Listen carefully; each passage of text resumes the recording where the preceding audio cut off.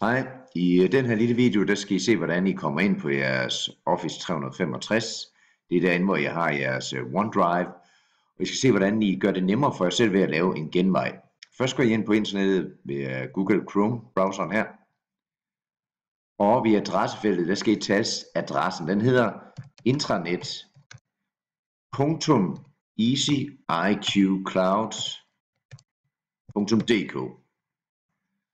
Og det er jo sådan lidt bøvlet adresse, så det er let, hvis vi har en genvej til den. Her kommer der så jeres Unilogin, skal I taste ind.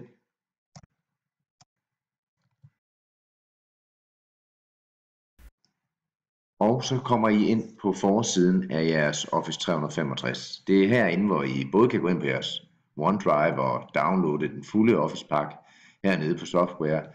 Men I skal lære at lave en genvej til det, og der skal I helt op i højre hjørne, hvor der er 3 små prikker heroppe. Og hvis I går ned på den, der hedder bogmærker, så skal I tilføje denne side som bogmærke. Det prøver vi så. Og så kommer den med et forslag på, hvad den skal hedde. Den genvej, og den hedder Esbjerg Realskole startside. Det er fint nok, så vi trykker på fuldført. Og næste gang vi nu går ind, så vil den have lavet det bogmærke på den øverste linje i Google Chrome. I kan se den heroppe. Og når jeg trykker på den nu her, så vil den lige en gang til spørge mig, hvem jeg er. Men nu er det faktisk på en anden måde, kan I se, end før. For nu kan I se, nu kommer der alle dem, der har logget ind. Og der trykker jeg lige på mit.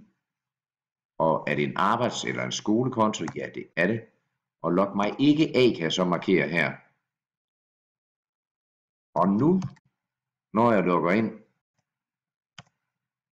en sidste gang her, så skulle genvejen være fuldkommen færdig. Vi kan prøve at se næste gang jeg kommer ind. Gå ind på Chrome-browseren. Op på genvejen. Og så kommer jeg til forsiden med det samme. Altså der er jeg jo fri for at skrive den her lange, lidt bøvlede adresse.